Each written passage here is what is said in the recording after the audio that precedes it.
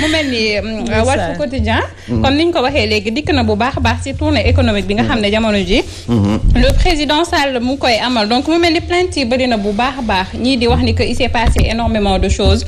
ñi nga xam ne ñoo di Fouta Tampi dem nañ porter plainte Bougane Gueye Dany aussi moom it mu mel ni jot naa déposer li nga xam ne moo di plainte am gannaaw ba mu xam lee ni que dañ ko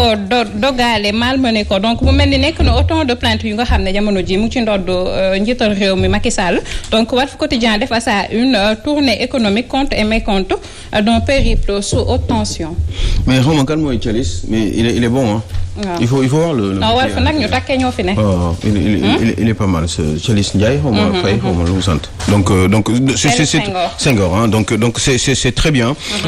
je pense que ni li waral lii yëpp moom mooy effectivement Macky Sall xam nga ça fait une semaine. mi nga xam ne mi ngi woon ci comment dire mi ngi woon def sa tournée économique. dans le nord mais surtout précisément ci côté Fouta. donc ci biir tournée boobu effectivement il s'est passé beaucoup de choses donc dem na def ay inauguration de certains ponts de machin des hôpitaux et cetera en tout cas yi mu jot a xalaat ni liggéey na ko foofu dem na pour xool ko. ànd ak ay njoñam donc finalement ci biir loolu il a été accueilli par plusieurs personnes am na ñoo xam ne nañu Macky Sall dafa indi ay comment dire ay am ñoo xam ne dañu importer ay nervi ay nit déjà et puis ay nervi yi nekk ci biir ñu ñëw teeru ko foofu teeru boo xam ne dégg nañ ay car yi nga xam ne dañu ko jëlee ci région Sénégal yëpp indi ko pour accueillir Macky Sall dans le Fouta. parce que effectivement boo xoolee da ngay gis amplement ni nit ñooy nekkoon foofu yëpp ñëpp mënuñu dëkk Fouta ce n'est pas évident. Fouta en général c'est une zone désertique il n'y a pas beaucoup trop de population comparé aux autres régions du Sénégal puisque c'est une zone qui est quand même assez aride pour pas dire désertique donc ça fait que nit ñu bari dañuy déplacer au Fouta duñu am tendance dëkk fa et puis c'est un climat pas terrible les conditions ne sont pas réunies donc Fouta en général bariwul nit donc du coup bi ñu gisee nit ñëpp bari foofu beaucoup am nañu ay supputations yoo xam ne qui ont été dites par rapport ak déplacement yi nga xam ne dañu ko déplacer ay Sénégalais pour yóbbu leen foofu pour ñu teeru Macky Sall mais ci biir teeru boobu xam nga am na ñoo xam ne ànd nañ ak Macky Sall mais il y a des gens aussi qui ne sont pas d'accord des Sénégalais qui ne sont pas d'accord avec Macky Sall et justement qui sont présents là-bas ou qui ñëw foofu exprès ou je sais pas foo lañ dëkk comme Fouta Tampi ñëw foofu pour dénoncer justement la politique de Macky Sall en lui faisant savoir que effectivement que ni ñoom kontaan nañu comparé à certaines personnes qui applaudissaient donc à tue-tête donc du coup eh ben ci biir loolu dafa am xam nga nit ñi comme d'accord ñi am na ñu ñëw d'accord na ñi ñëw ànd ak Macky Sall ñi ànduñu ak Macky Sall ñooñu ñoo daje ci seen biir commencé coow gi bari ñi am na ñoo xam ne sànni nañu ay xeer Macky Sall am na ñoo xam ne tàccu nañu Macky Sall bon il paraît que am na si ñoo xam ne aussi ay waa kër Sonko yi lañu parce que dégg nañu ñuy wax turu Sonko di ko scander et cetera donc coow gi bari woon ba ay xeer jóg et cetera cooki am fa cooki comme on disait vulgairement quand on était petit jógi bi mu fa amee donc finalement ay nervi fël et ben jàpp ay borom doole lañ quoi ñoo xam ne lañ indi rek exprès pour xoxatal et puis protéger seeni leader à coup de milliers de francs certainement dañ leen di fay pour loolu donc bi xeex bi amee et cetera am na ñoo xam ne dóor nañ leen fa et cetera dóor boobu nag def na ni ñu bari dañu porter plainte parce que effectivement boo xoolee ci yenn vidéo yi bon c'est vrai que le président Macky Sall avait l'air surpris mais yooyu bu fekkee ni c'était une surprise et que ce n'était pas prévu il faut absolument que ces plaintes-là mu am suivi dans ces plaintes-là foofu surtout laa bëgg ñëw parce que plainte yi bu amul suivi ça veut dire qu'il y a un problème il faut aussi mais on va pas s'arrêter là plainte yi dafa war a am mais aussi ñi nga xam ne dañu taxaw gis un président de la République une institution présidentielle di ko sànni xeer kooku tamit ñooñu tamit dañ leen war a sanctionner donc muy man li ma doon xaar ci président Macky Sall moom mooy li nga xam ne wax nañ ko te mu leer nañ ay nerf yoo xam ne dañ jàpp ay nit di leen dóor eh ben il faut que justement mu bañ a mu intervenir quand c'est possible pour que benn blocage bañ a am par rapport au suivi de ces plaintes-là qui ont été émises. De ces plaintes Aliou Sow et le ministre de l'Intérieur dans tout ça. C'est vrai que Walf Quotidien mi ngi koy wax Antoine Diome kenn déggu ko ci dara. depuis événement yi ba tey cascade de noyade am na fi. am na fi événement des nervis am na fi. autant de choses qui se sont passées. C'est vrai mais mu mel ni kenn déggu ko. il fait le mort. Je ne sais pas est-ce que est-ce que c'est purement stratégique parce que dafa war a tey pour se concentrer par rapport à ces nouvelles orientations parce que xam ngeen bi mu ñëwee rek dafay doog ñëw rek commencer di wax et beaucoup l'avaient ñu bari commencé woon nañ di ko critiquer est-ce que nekkul ci wàllum stratégie pour essayer de réfléchir encore ci yan méthode la war a mën a am pour organiser son ministère ndax mu mën a am succès bi nga xam ne moom le président di xaar ci moom ce sont des questions qui sont posées mais yu demee noonu en général il faut pas que mu génn après rek commencer di intervenir il faut que mu wax lan moo taxoon mu toog pour expliquer def genre conférence de presse yooyu wax par rapport à son ministère et politique bi nga xam ne moom la bëgg mettre en œuvre pour justement la satisfaction et des populations et certainement du président de la République. mënul pardon moom moo war a wax te waxul ci surtout ci kaawu nervi yi ñu gis ko ci mel ni Abdoul Mbow Zator Mbaye Mansour Faye des choses comme ça ñoom ñu génn di ci wax est-ce que communication bu normal la ñoom ñu génn di njëkk a wax ki nga xam ne tey ji moom moo war a wax surtout ça veut dire que c'est un petit peu désordonné xam nga des fois quand je suis pas très très content j'ai tendance à dire que gars yi des fois ay cuune la ñuy doon que xamuñu dara bon je le dis parce que je suis pas content et puis en même temps je le pense aussi mais lii mooy wan mbir mi nii xam nga dama fi daan wax ni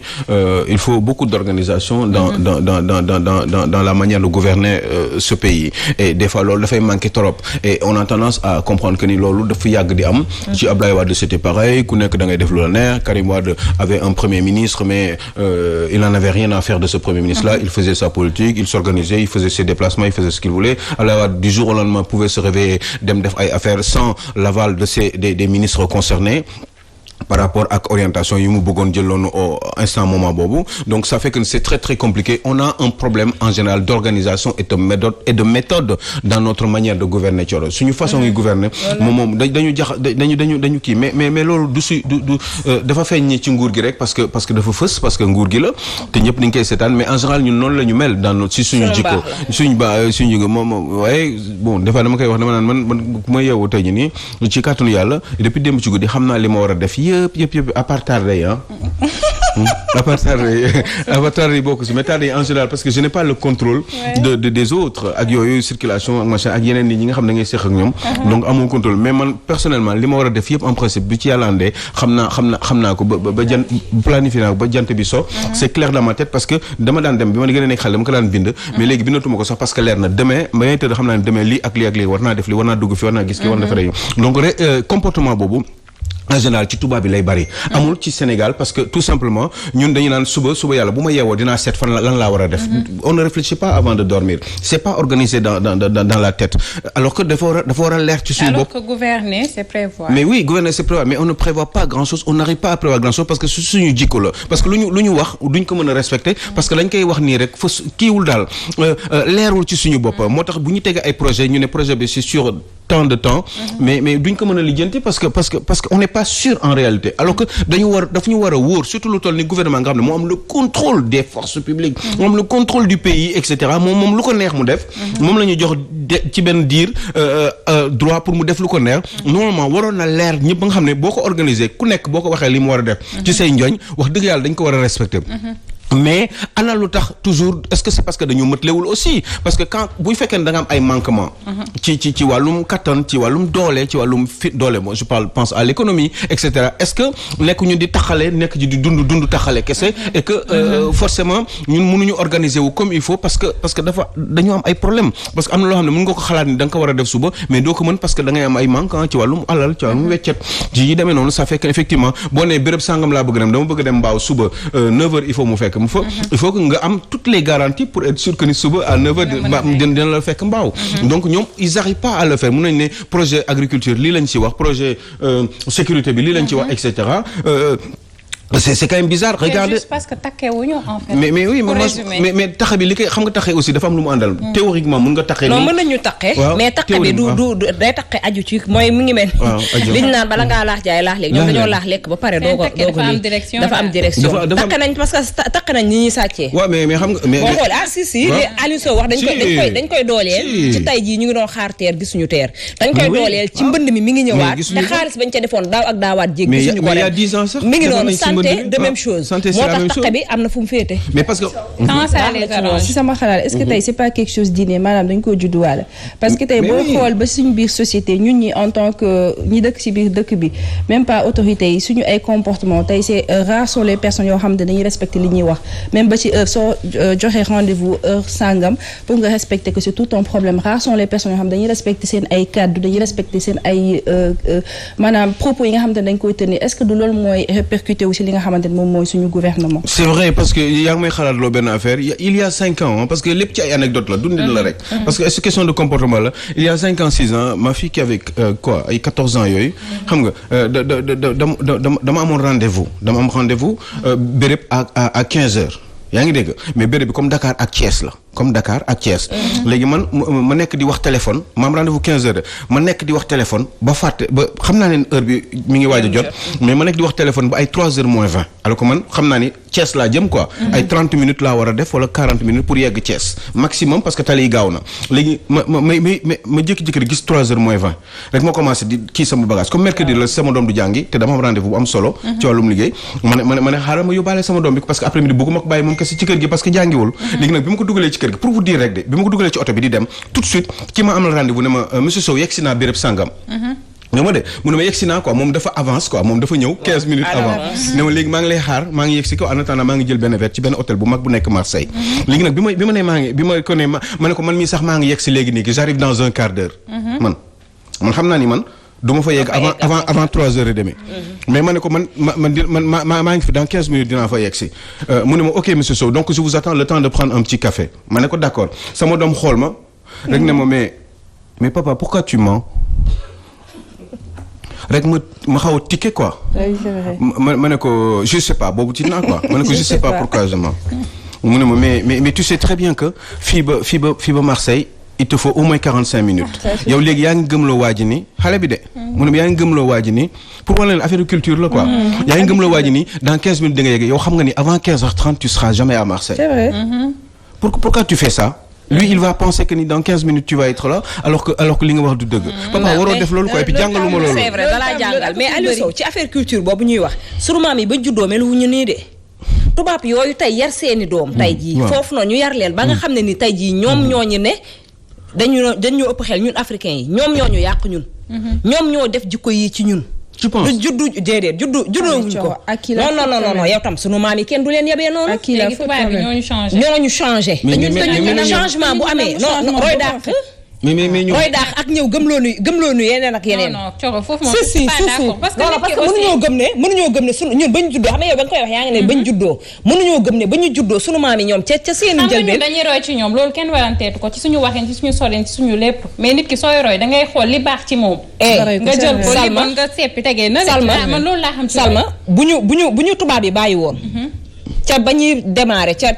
1960 ak at ya ko jiitu. kon heure bii nii ñu ngi ak suñuy ressource toog te tey jii salfaañe nañ ko. ndaxte est-ce que duñ ko seetlu. waaw dinañ ko seetlu incha allah mais dama xamul bu ñu tubaab yi amul woon ñun gis nga chambre de commerce gis nga dem nga place de l'indépendance Coro. place de l'indépendance dem nga fa yow xoolal chambre de commerce. gis nga bâtiment bi nu mu dëgëree par rapport ak bâtiment yi ko wër. chambre de commerce la wax de taxawal place de l'indépendance nga xool chambre de commerce nga xool bâtiment yi ko wër mais bâtiment boobu moo gën a dëgër bâtiment yëpp demal Médina tali yi ñu fa defaroon ak canalisation yi ba léegi ak Médina nu mu baree nit gën a yokku Médina du taamuk Coro bu wax loolu de moo ñuy waaj a xooj mais gis nga critique tey li mu def ci xëtam gu njëkk bataille de paternité mu mel ni tey le 22 juin mais ni ki ëllëg dañoo nar a am la nar a nekk le 23 juin di 10 ans après ginnaaw événement yi fi xewoon ñeel ticket présidentiel mais ñu ngi ragalaat est-ce que benn 23 juin éventuellement du fi amati. Je sais pas moi j'aurais comme l'impression mes réflexes me disent que non parce que 23 juin du lu ñuy décréter woon jour boobu moo jour bi muy ñëw dafa jékki-jékki ñëw c'est le peuple sénégalais moom moo jóg Abdoulaye Wade ne moom dañuy def vice-présidence dans ce pays là ba pare mooy ticket présidentiel boobu ñu doon wax ba pare léegi ak li ñuy wax le quart bloquant mais mooy 25% rek nga nekk boo amee 25% rek nga nekk président boo jiitoo li seen yoon nekku ci donc du coup peuple sénégalais bi jóg d'un seul coup comme ça ak am na quelques instigateurs y avait Maître El Hadji Diouf y avait Cheikh Bamba Dièye man dama xamul ndax yaa ngi ni fàttaliku bi mu jëlee tànkam chaîné ko ci grille assemblée nationale bi donc yooyu yëpp amoon na fi mais en tout cas c'était un réflexe d'ensemble si je peux le dire comme ça peuple bi moo jógandoo en même temps parce que gisoon nañ ni ak métti di fi amoon coupure yeeg yooyu ñu sonnoon jékki-jékki rek ñu Macky Sall président Abdoulaye Wade bëgg moo tax ndeysaan histoire dafa doy waar buy amaat aussi je me dis mën nañ ko bañ a décréter mais même sensation yooyu maanaam guerre gi nga xam ne am na fi noot bi nga xam ne noot nañ ñu ko suñu autorité anam bi ñuy doxee ak ñun fi instant bii ras-le-bol général moo am mais nit ñi dañoo toog ak moom est-ce que un jour du ñëw ku ne maar génn si li nga xamante ni moo di mbedd bi day nekk 23 juin boo xam ne duñ ko préparer mais soulèvement populaire bu automatique lay doon mais bés buy amaat du doon 23 juin bés bu naree amaat du doon le 23 juin en lui-même te xam nga aussi ñun ñëpp dañuy wax fii et puis ku nekk ak li la yàlla may ci xalaat bu ma juumee dinaa ñëwaat toog fii man leen damaa juum mais le 23 juin du loolu du am bés buy amaat bés bu naree am ñun maîtriser wuñ ko bu fekkee ne dafa nar a am te du doon un 23 juin mu la doon un 17 septembre un 28 février un 4 mars etc mais ça ne sera pas forcément le 23 juin c'est un truc qui se décrète pas il faut que jour boobu kii bi cin bi fees kubéer gi tëpp yaa ngi dégg wala noonu lay demee waaw noonu lay demee mais c'est pas forcément loo xam ne mooy li ma wax rek duñ ko décréter bis sangam heure sangam jour sangam même bu fekkee il peut y avoir une manifestation même idéologie bi quoi et ñu ngi ñaan suñu borom aussi waaw mais xam nga aussi yàlla bay sa tool nee naa la il faut pas l'écarter waxuma loolu du ma sa am fi Sénégal parce que les gens sont fatigués il y a beaucoup de problèmes dans ce pays les gens sont énervés ils sont mal da nga koy gis même si tali bi gars yi yàkkamti nañu ñi ngi énervé ñi amuñu luñ coob ñi ngi wuti dépense xamuñu ndax balaa midi il faut ñu indi coob parce que seen kër ñi dàq nañ seen doom ci fay école bi parce que amuñu xaalis ñi seen courant te fay nañ ko parce que il faut mu dem lijjanti pour am 5000 pour def ko ci carte woyofal bi et cetera il est stressé parce que jabar ji ci yoon bi woon na ko nee na ko sama woyofal bi jeex na courant bi coupe na wala nee na ko gaz bi jeex na léegi nee na ko lijjanti ci boutique bi jabar ji dem na ci boutique ba borom boutique nee na ko amel nga ma 20 000 te 20 000 yooyu boo ma ko fayal du ma la delluwaat parce que bor baa ngi bëgg a bari et cetera yooyu yëpp stress la ça fait que les gens sont énervés ils n'ont pas d'argent ils sont pas suffisants on a une grande classe moyenne qui est pauvre dans ce pays et qui dépasse même le seuil de pauvreté donc ça fait que les gens ne sont pas bien dañuy sonn dañuy énervé donc ça fait que alors que pendant cette période là il y a une petite minorité 1 millier 2 milliers ba 3 milliers de Sénégalais qui vivent extrêmement bien mieux même que les occidentaux en général fu ñu leen neex dem fu ñu leex a ñëw. maa ngi lay sant bu baax a baax macha allah si liggéey bu mucc ay bi nga xam ne yaa ngi ko si comme d'habitude t'as bien travaillé yow yaa l'une l'intelligent di ci nuyu la maman Henriette la siste nen ne